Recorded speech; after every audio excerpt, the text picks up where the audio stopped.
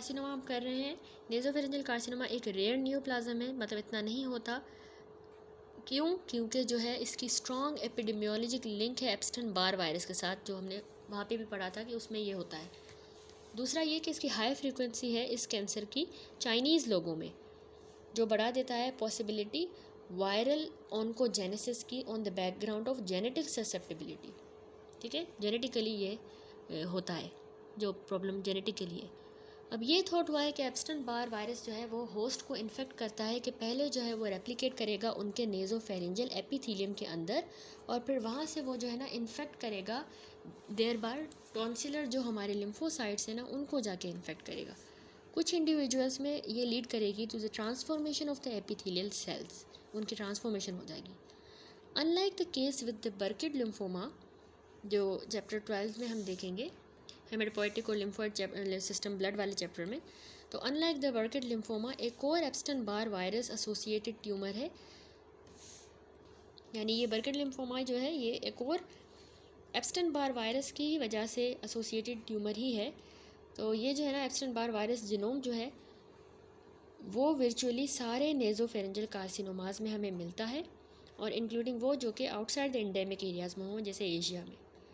3 histologic variants हैं keratinizing squamous cell carcinoma की, 3 हैं। 3 हमने कहा हिस्टोलॉजिक वेरिएंट्स हैं। कौन से हैं? Keratinizing squamous cell carcinoma, non keratinizing squamous cell carcinoma और अनडिफरेंशिएटेड कार्सिनोमा। ये अनडिफरेंशिएटेड कार्सिनोमा जो है लास्ट मेंशन जो मोस्ट कॉमन है और वन मोस्ट क्लोजली लिंक्ड है एप्स्टन बार वायरस के साथ। ठीक है, अनडिफरेंशिएटेड न्यूप्लाज्म जो है ना वो कैरेक्टराइज होता है, इसमें लार्ज हमें एपिथेलियल सेल्स मिलते हैं और उनके सेल बॉर्डर्स इनडिस्टिंक्ट होते हैं, जो रिफ्लेक्ट करता है सिंसिशियल ग्रोथ। इसके अलावा हमें इसमें प्रोमिनेंट यूजिनोफिलिक न्यूक्लियोलाई मिलते हैं। ठीक है, यूजिनोफिल्स वाले।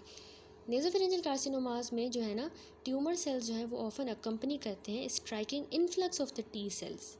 ठीक है, उनके अंदर टी सेल्स आते हैं जो बिलीव हुआ है to be responding to the viral antigens. ठीक है, ये टी सेल्स वहाँ आके वायरल के एंटीजेंस को रिस्पॉन्ड कर रहे हैं, इसलिए वहाँ पे इन्फ्लक्स होता है उनका।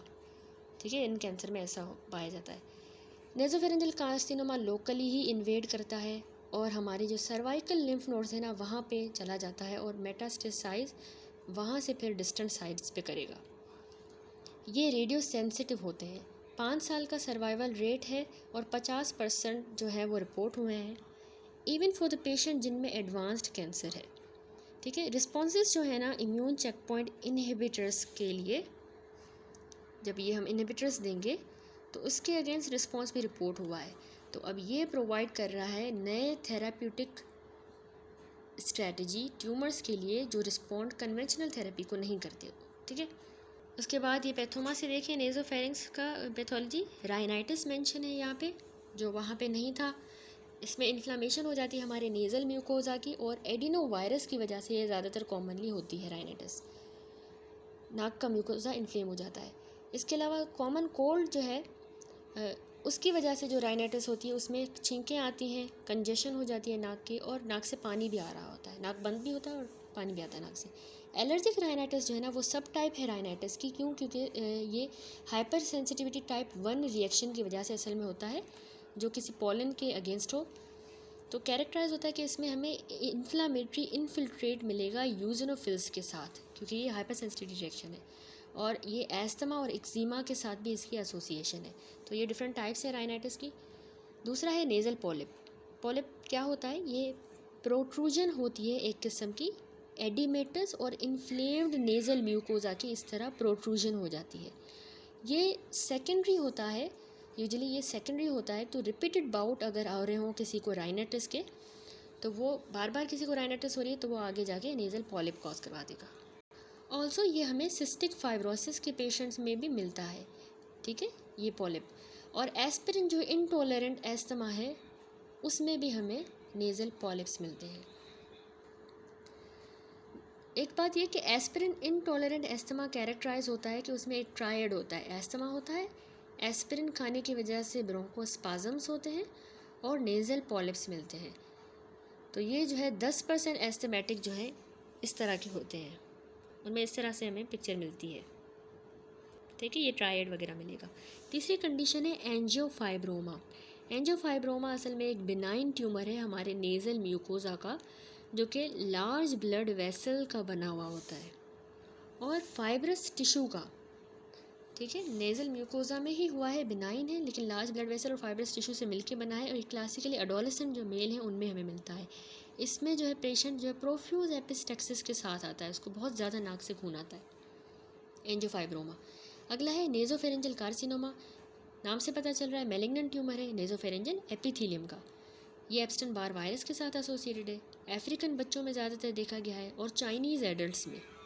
बायोप्सी में जो है हमें इसमें pleomorphic keratin positive epithelial cells मिलेंगे। ठीक है, pleomorphic keratin positive epithelial cell poorly differentiated squamous cell carcinoma में ये मिलेंगे in the background of lymphocyte. ठीक है, लिम्फोसाइट्स के ऊपर जो है हमें pleomorphic keratin positive epithelial cells मिलेंगे। ऑफन ये प्रेजेंट करता है with involvement of the cervical lymph nodes. ठीक है, नेज़ोफेरेंजियल कार्सिनोमा में ये इन्वॉल्व होंगे। अब आते हैं अगले पे जो कि है लैरिंजियल ट्यूमर्स। तो यहाँ पे ये वैसे मेंशन्ड है, हमें लगा नहीं होंगे, लेकिन ये बेसिक में आगे लिखे हुए हैं। तो variety of non neoplastic benign और मैलिग्नेंट नियोप्लाज्म एपिथेलियल के भी और मीजनकाइमल ओरिजिन के अराइज कर सकते हैं लैरिंग्स में, लेकिन सिर्फ वोकल कोड की नोड्यूल्स, पेपिलोमास और स्क्वामस सेल कार्सिनोमा ये सिर्फ सफिशिएंटली कॉमन है टू मेरिट कमेंट। तो हम सिर्फ इन्हीं की बात करेंगे।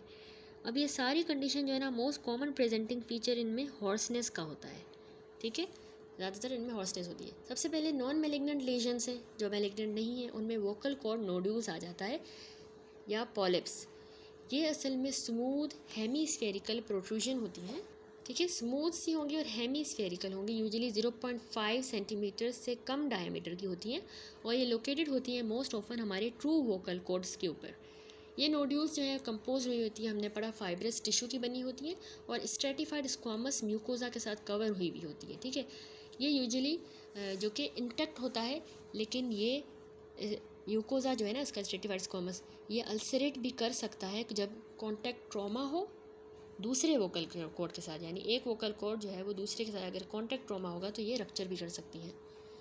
तो इस तरह के लेजन जो है ना, चीफली जो हमारे हैवी स्मोकर लोग होते हैं या सिंगर्स जो गाना गाते हैं उनमें कॉमन है, इसीलिए इसका नाम भी है सिंगर्स नोड्स। तो ये सजेस्ट करता है कि इन लोगों में ये क्यों है कॉमन नोड्यूल्स, क्योंकि इनकी क्रोनिक इरिटेशन हो रही है, बार बार ओवर यूज़ की वजह से जो है ये डेवलप हुई है। उसके बाद है लैरिंजियल पेपिलोमा या फिर स्क्वामस पेपिलोमा। लैरिंजियल या स्क्वामस पेपिलोमा लैरिंग्स का बिनाइन न्यूप्लाज्म होता है असल में, जो कि लोकेटेड ट्रू वोकल कॉर्ड्स के ऊपर होता है। ये एक सॉफ्ट सा रसपेरी की तरह का एक्सरेसेंस है, जो कि रेयरली 1 सेंटीमीटर से थोड़ा बड़ा होगा, रेयरली। हिस्टोलॉजिकली जो है इसमें हमें multiple cylinder finger like projections मिलती हैं। ठीक है, ऊपर मैंने ये लैरिंजियल पेपिलोमा की फिगर भी लगा दी है। तो देखिए इसमें हमें जो है ना multiple cylinder finger like projections मिलती हैं, जो कि सपोर्ट हुई हुई हैं सेंट्रल फाइब्रोवास्कुलर कोर के साथ। इसके अंदर फाइब्रोवास्कुलर कोर होगी और ये कवर हुई हुई हैं ऑर्डर में एक टिपिकल स्ट्रेटिफाइड स्क्वामस एपिथेलियम के साथ। ठीक है, जब पेपिलोमा जो है फ्री एज पे होगा वोकल कॉर्ड के, तो ट्रॉमा जो है ना वो लीड कर देता है इसकी अल्सरेशन। अगर इसका ट्रॉमा हो गया तो इसकी अल्सरेशन हो जाएगी और हेमोप्टाइसिस होगी। ठीक है, जब वो खांसेगा तो उसको ब्लड आएगा।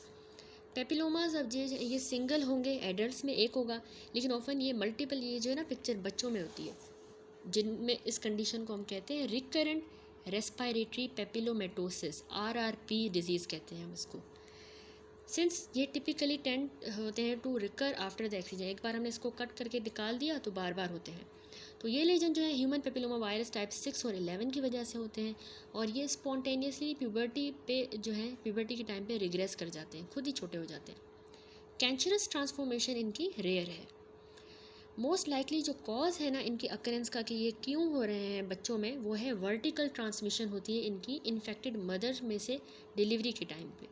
इसीलिए अब रिसेंट जो अवेलेबिलिटी है ह्यूमन पेपिलोमा वायरस वैक्सीन की, उसने जो है ना प्रोटेक्ट कर दिया है वुमेन को जो रिप्रोडक्टिव एज की हैं against this infection with type 6 and type 11, और प्रोवाइड करती हैं an opportunity to prevention of the RRP यानी recurrent respiratory papillomatosis in the children अब नहीं हो पाती, ठीक है, वैक्सीन की वजह से। उसके बाद आता है कार्सिनोमा ऑफ लैरिंग्स। देखिए लैरिंग्स का जो कार्सिनोमा है वो तकरीबन 2% ऑफ ऑल कैंसर्स हैं, ठीक है। ये मोस्ट कॉमनली जो है 40 साल की उम्र में होता है और ये ज़्यादातर मेन में कॉमन है एज़ कम्पेयर टू वुमेन। इसका जेंडर रेशो है 7:1, मैन में 7 एंड फीमेल में 1। तो इन्वायरमेंटल इन्फ्लुएंसेस बहुत इंपॉर्टेंट हैं इसकी वजूहात में। नियरली जो सारे हैं केसेस वो स्मोकर्स होते हैं, उनमें ये होता है। अल्कोहल और एस्बेस्टोस के एक्सपोजर भी इंपॉर्टेंट रोल प्ले करता है। ह्यूमन पेपिलोमा वायरस सीक्वेंसेस भी डिटेक्ट हुए हैं 15% ऑफ द ट्यूमर्स में हमें मिले हैं, और जो टेंड करता है कि इनकी जो है बेटर प्रोग्नोसिस है देन अदर कार्सिनोमास। 95% जो इस तरह के लेरेंजल कैंसर होते हैं ना, वो टिपिकली हमारे पास स्क्वामस सेल कार्सिनोमास होते हैं। रेयरली एडिनो कार्सिनोमास भी मिलेंगे, प्रिजुमेबली जो कि म्यूकस ग्लैंड से अराइज करता है एडिनो कार्सिनोमा, ठीक है। ट्यूमर जो है वो डायरेक्टली जो है देखें फिगर में भी वोकल कॉर्ड्स के ऊपर जो है डेवलप करता है। इनको ग्लोटिक ट्यूमर कहते हैं। तकरीबन ये 60 to 75% इस तरह के केसेस होते हैं। या फिर ये बिलो द कॉर्ड्स डेवलप करेगा तो उसको हम कहेंगे सब ग्लोटिक, जो कि 5% से भी कम केसेस होते हैं। अब स्क्वामस सेल कार्सिनोमा लैरिंग्स का जो है वो इन सीटू लेजन्स के साथ बिगिन होगा और फिर लेटर ये पर्ली ग्रे रिंकल्ड प्लैक्स हमें नज़र आएंगे म्यूकोजल सरफेस के ऊपर, और अल्टीमेटली अल्सरेट कर जाएगा और फंगेट करेगा, ठीक है। जैसा कि अब अगर हम इस 13.49 फिगर देखें, इसमें लैरिंजल स्क्वामस सेल कार्सिनोमा दिखाया गया है एरो में, और ये जो है अराइज कर रहा है सुप्राग्लोटिक लेजन में से, सुप्राग्लोटिक लोकेशन, सॉरी, ये यहाँ पे ग्लोटिस है तो ये सुप्राग्लोटिक रीजन है, तो यहाँ पे जो है ना ये इस लोकेशन में हुआ है। ग्लोटिक ट्यूमर जो है यूजुअली कैरेटिनाइजिंग होते हैं, ठीक है, और ये वेल मॉडरेटली डिफरेंशिएटेड होते हैं। Well moderately differentiated squamous cell carcinomas होते हैं, इसके अलावा कैरेटिनाइजिंग होते हैं। जैसा कि इस लेजन्स के साथ एक्सपेक्ट किया जा सकता है, तो ये रिकरेंट एक्सपोजर जब हो रहा होता है इन्वायरमेंटल कार्सिनोजेंस के साथ, उसकी वजह से ये अराइज करते हैं। इसमें एडजेसेंट जो म्यूकोसा होता है वो डिमॉन्स्ट्रेट कर सकता है squamous cell hyperplasia with the foci of dysplasia, या फिर इवन कार्सिनोमा इन सीटू भी हमें मिल सकता है। लैरिंग्स का जो कार्सिनोमा है ना वो मैनिफेस्ट करेगा clinically as with persistent hoarseness हमें मिलेगी। ट्यूमर की जो लोकेशन है वो लैरिंग्स के अंदर जो है उसकी बहुत सिग्निफिकेंट है कि उसके हिसाब से उसकी प्रोग्नोसिस है। फॉर एग्जांपल जैसे 90% जो ग्लोटिक ट्यूमर्स हैं वो लैरिंग्स में ही कन्फाइंड होते हैं डायग्नोसिस के टाइम पे। First, as a result of interference with the vocal cord mobility, तो उनके साथ वो इंटरफेयर कर रहा है, तो ये डेवलप करेंगे symptoms in the early course of the disease. दूसरा ये कि ग्लोटिक जो रीजन है वो उसमें स्पार्स लिम्फेटिक सप्लाई है और उसका spread beyond the larynx uncommon है। बाय कॉन्ट्रास्ट जो सुप्राग्लोटिक लैरिंग्स है उसमें हमारे पास रिच लिम्फेटिक स्पेसेस होती हैं, वहाँ स्पार्स यहाँ पे रिच होती हैं।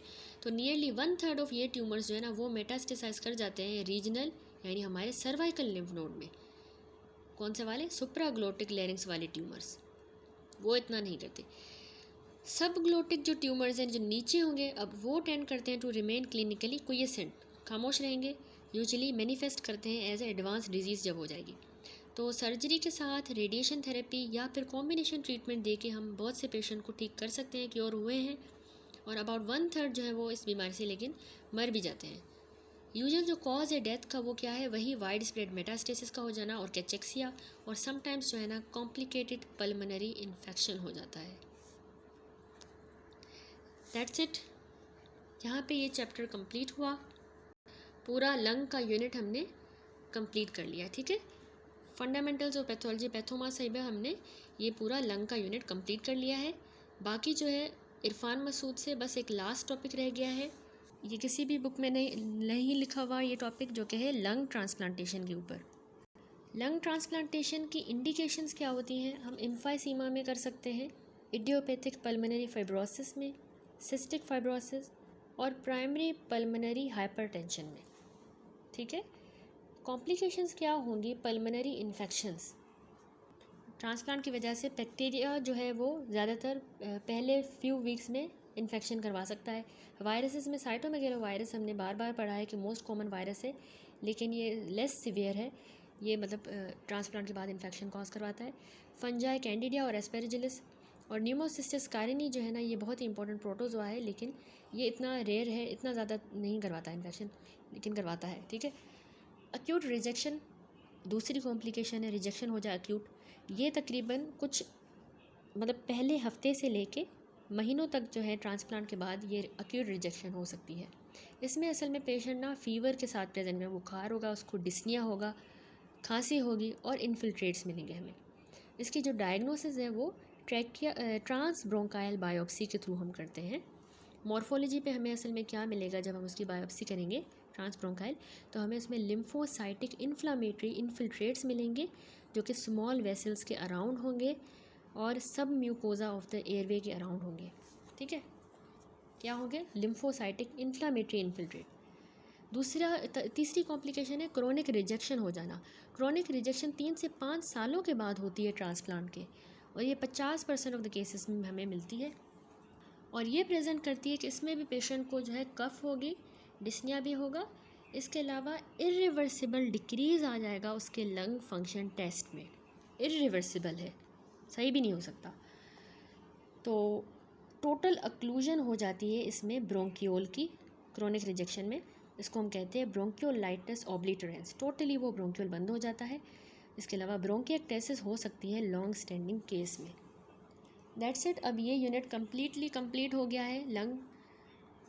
ऑप्सो आप लोगों को अच्छी तरह से ये समझ आ गया होगा। वीडियोस को आप लोग सुने गौर से, ठीक है, और समझें। काफ़ी इजी करने की कोशिश की है और 3 बुक्स से पढ़ाया है ताकि सारी पॉइंट्स जो हैं वो कवर हो जाए। एग्ज़ाम्स में स्पेशली आप लोग इतने बड़े बुक्स नहीं पढ़ सकते, इतने मोटे मोटे बुक्स, तो आप डायरेक्टली ये वीडियोस देखें और अपना पूरा सिलेबस कवर कर लें। ठीक है, थैंक यू।